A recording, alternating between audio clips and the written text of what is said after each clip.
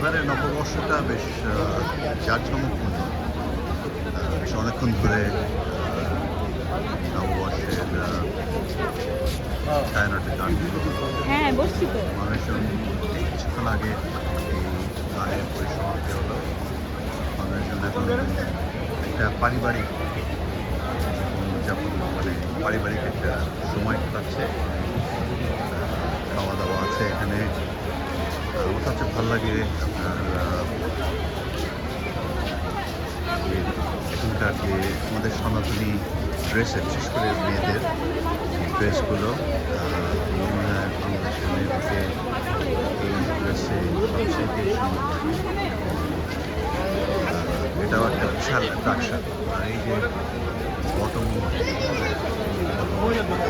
600 বছরের পুরোনো বটগুলো, এটাও একটা মানে দেখার বিষয়। তো বেশ একটা প্রাণোচ্ছল একটা পরিবেশ। এর আগের বছর যখন এসেছিলাম তখন অতটা প্রাণোচ্ছল লাগেনি। এবার মনে হচ্ছে যে অনেক বেশি লোক এসছে এবং গানটাও ছায়ানটের গানগুলো সুন্দর ছিল। অনেকক্ষণ ধরে হয়েছে। চীনাবাদাম আইসক্রিম, নিজেদের বানানো আইসক্রিম এবং আসলে একটা খুবই সুন্দর একটা সময়। বাচ্চাদেরকে ওরা রং তুলি দিয়ে ইয়ে করছে, কি বলে, শুভ নববর্ষ লিখে দিচ্ছে, কেউ ছবি তুলছে। মানে এটা সত্যি একটা অদ্ভুত সুন্দর পরিবেশ। এই পরিবেশটা নিতেই আমি আসলে আসি প্রত্যেক বছর এখানে। এই অনুভূতিটা মনে হয় না পৃথিবীর কোথাও কোনো দেশে পাওয়া সম্ভব বলে আমার মনে হয়। কারণ এটা একমাত্র এই রমনার বটমূলেই এই আনন্দটা পরিপূর্ণভাবে পাওয়া যায়। সো ফিরে যাচ্ছি আবার নিজের দেশে। আমার খুব ভালো লাগে যখন দেখি যে মানে প্রত্যেকের একটা ইউনিক ডিজাইন আছে। সো সেই ইউনিক ডিজাইন নিয়ে তারা তাদের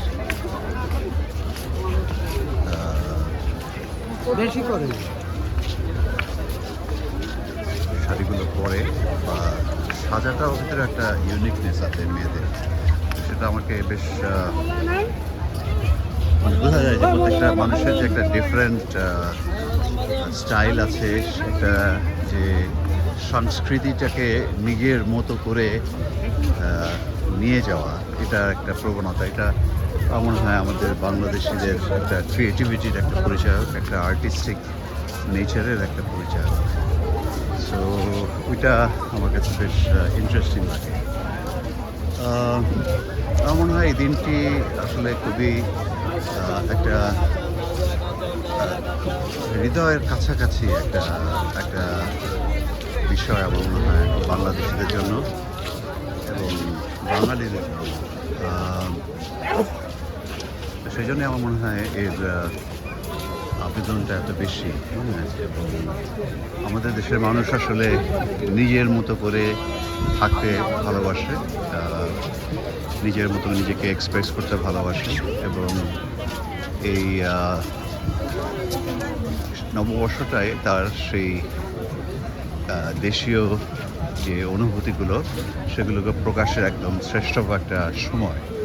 এই জন্যে আমার মনে হয় এই সময়টার সৌন্দর্য এত বেশি।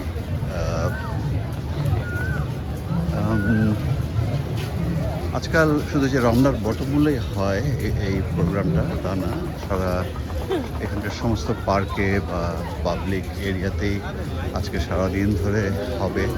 ঢাকা ইউনিভার্সিটিতেও হবে, বিভিন্ন ইউনিভার্সিটিতে হবে। তো এটা একটা সার্বজনীন একটা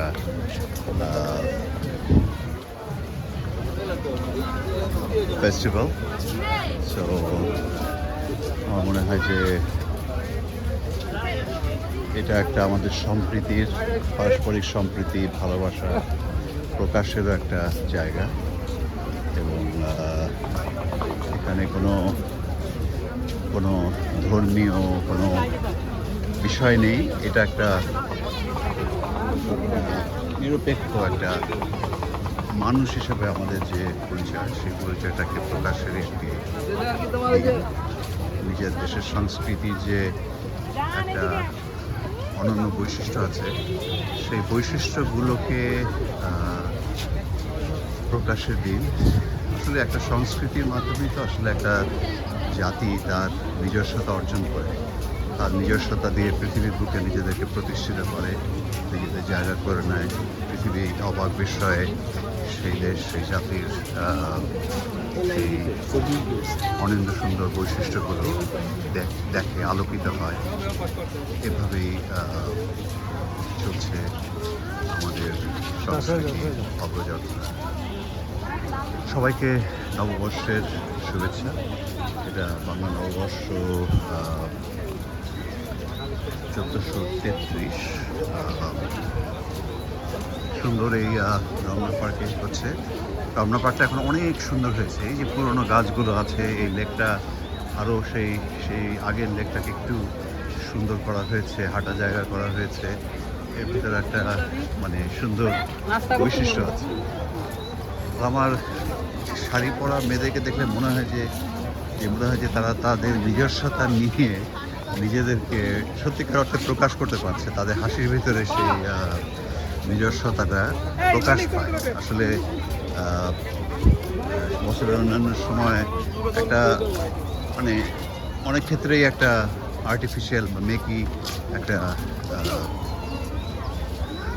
পরিবেশে মানুষ থাকে, কিন্তু এই সময়টা যেন মানুষ তার নিজেকে খুঁজে পায়। এটাই আমার মনে হয় পয়লা বৈশাখের একটা অনন্য বৈশিষ্ট্য। সবাইকে শুভ নববর্ষ। সবাই ভালো থাকবেন।